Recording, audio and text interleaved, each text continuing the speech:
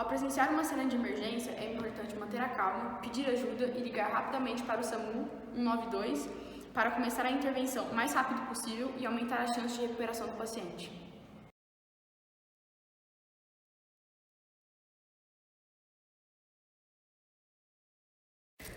Olá, eu sou a médica reguladora. Qual é o seu nome? Maria, a doutora Luane e sua equipe já estão a caminho para atender o Daniel, mas enquanto isso, eu preciso que você rapidamente cheque se ele está respirando. Ele não está respirando? Então a gente vai precisar começar uma massagem cardíaca. Por favor, fique calma. A doutora Luana vai chegar em alguns minutos, ele já vai ser socorrido. Mas enquanto isso, se posiciona do lado dele, por favor, com os joelhos no chão.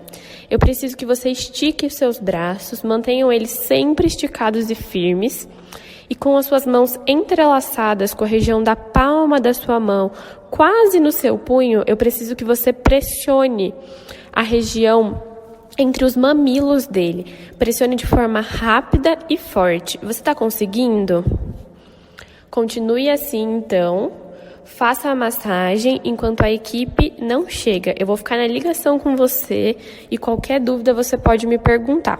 Continue a massagem cardíaca e se mantenha calma.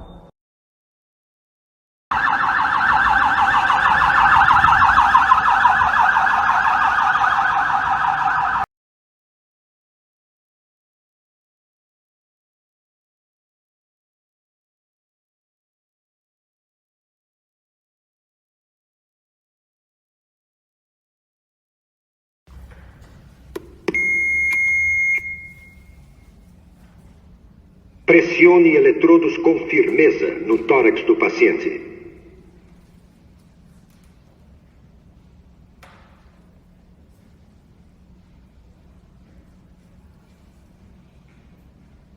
Analisando o ritmo cardíaco. Não toque o paciente. Choque recomendado. Carregando. Afaste-se do paciente. Administre o choque agora. Pressione o botão laranja agora. Choque administrado. Em pausa. Administre ressuscitação cardiopulmonar.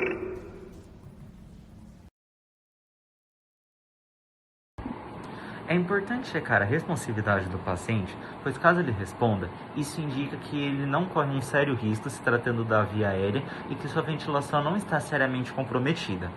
No entanto, se houver uma falha nas respostas, isso vai indicar uma anormalidade se tratando dos passos A, B ou C. Somado a isso, deve-se realizar uma avaliação primária do paciente e as condições que implicam risco à vida devem ser identificadas em uma sequência de prioridades baseadas nos efeitos das lesões.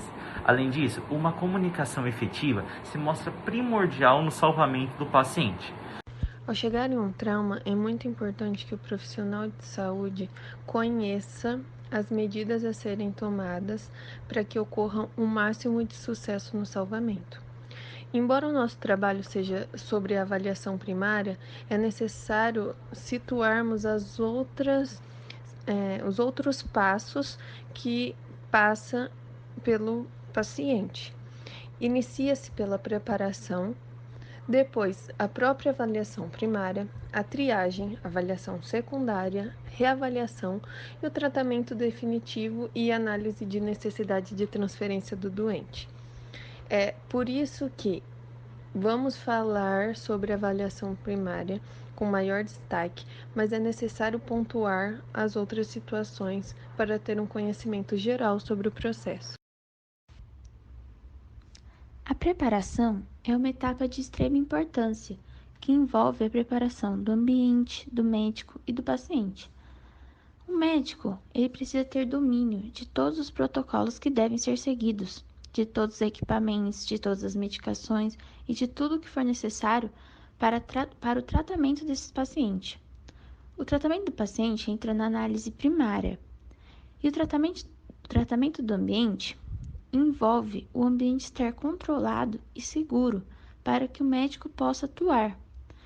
Por exemplo, o médico não pode entrar em um ambiente com fogo, porque ele colocaria em risco a sua vida também. E o médico, por exemplo, em uma rodovia, quando ocorre um acidente, a rodovia deve estar segura, o trânsito deve estar controlado, com sinalização. Porque senão, se o médico não estiver seguro, serão 2 vítimas. Quando se fala de um paciente que sofreu um trauma, a realização da avaliação primária desse acidente é realizada de acordo com alguns passos, principalmente com uma avaliação primária rápida, eficiente e de reanimação das funções vitais para que haja uma maior chance de sobrevivência do paciente.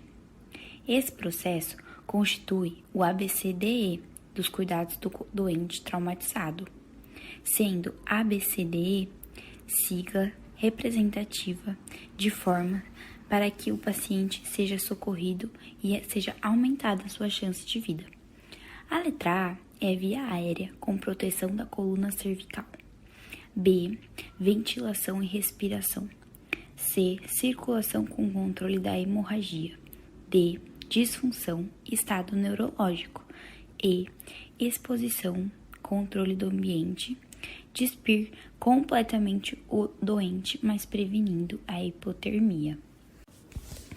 Agora, relacionando a avaliação primária de um trauma com a nossa simulação passada anteriormente, é importante lembrar que, antes de tudo, antes mesmo do ABCDE, é preciso checar a responsividade do paciente para que depois a equipe médica possa prosseguir o seu trabalho.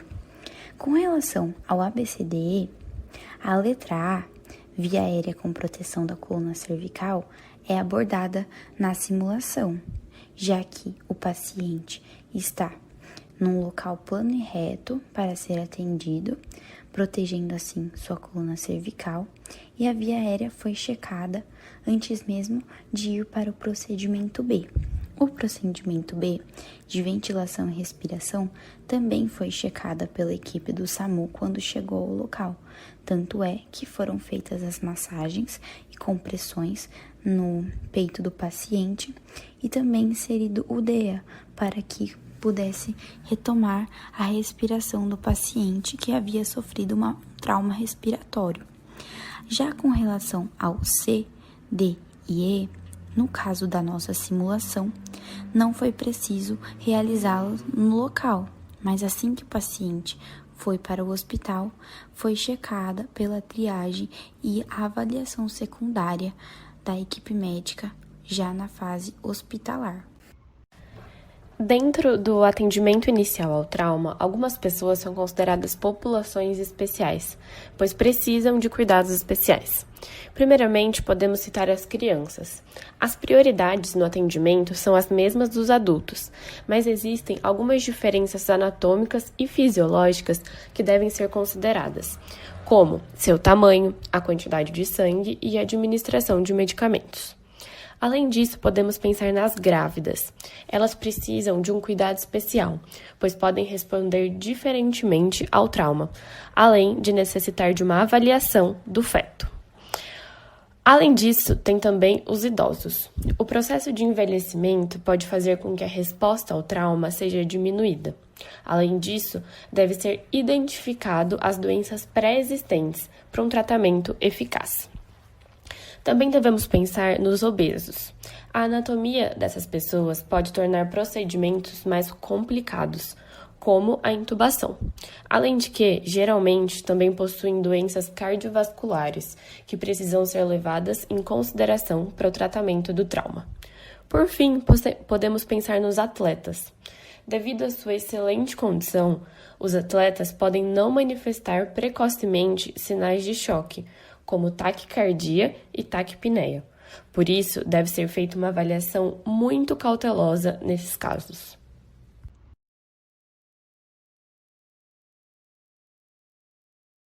A triagem ela é a classificação do doente de acordo com o tratamento necessário e os recursos disponíveis. É a escolha do hospital que esse paciente vai pela equipe pré-hospitalar. nesse caso pela doutora Luana.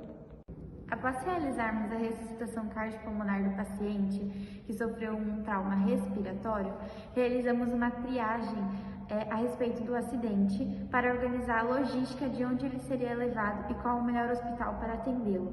Decidimos levá-los para o Hospital Padre Albino, já que ele sofreu uma parada cardiorrespiratória e aí precisaria de equipamentos especializados para continuar o tratamento e recuperação do paciente. Além de que, no momento do acidente e até a chegada dele até o hospital, a equipe especializada em traumas respiratórios estava próxima ao hospital e aí seria melhor para atendê-lo.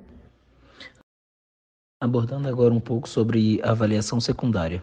A avaliação secundária, ela acontece depois da avaliação primária, depois que foi feita todas as normas do ABCD do trauma, e é uma avaliação do doente traumatizado que você analisa da cabeça aos pés, abordando sobre a parte clínica, e é um exame completo, incluindo reavaliação de todos os sinais vitais.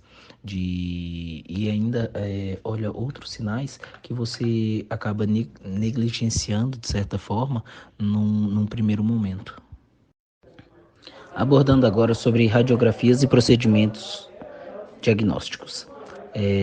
A utilização de radiografia deve ser feita de maneira muito racional, para que ela não retarde a reanimação do paciente. E as radiografias são muito importantes, porque elas podem nos dar informações muito úteis para guiar os passos de reanimação. Por exemplo, radiografias com fraturas podem nos mostrar se o paciente vai precisar ou não de transfusão sanguínea. Por exemplo, numa fratura de bacia ou numa fratura de fêmur, que pode lesar a artéria femoral, né? Através dessas radiografias, a gente sabe como proceder diante de uma situação. A reavaliação do paciente após o trauma é de extrema importância, pois assegura que novos achados não sejam negligenciados e dessa forma descobrimos novos achados não diagnosticados precocemente. Ainda é importante destacar a monitorização contínua dos sinais vitais, como por exemplo, do débito urinário. Assim, contribuímos para o alívio da dor do paciente, possibilitando uma melhor recuperação pós-trauma. Depois de toda a análise feita sobre o paciente, devem ser tomadas algumas medidas que vão mantê-lo estável e que busquem a sua alta. Nesse sentido, temos vários caminhos, como medicações, tratamentos, cuidados paliativos, procedimentos, internação e até mesmo a transferência para outro centro de atendimento. Agora, abordando sobre a necessidade de transferência do paciente. Durante a avaliação primária e durante também a fase de reanimação, o médico que está atendendo o doente já consegue ter informações suficientes para estabelecer a necessidade de transferência para alguma instituição, né? Porque a partir do momento que ele vê o estado do paciente e alguns sinais, ele já sabe se esse paciente é mais grave, se esse paciente é gravíssimo ou se é algo mais tranquilo de ser resolvido.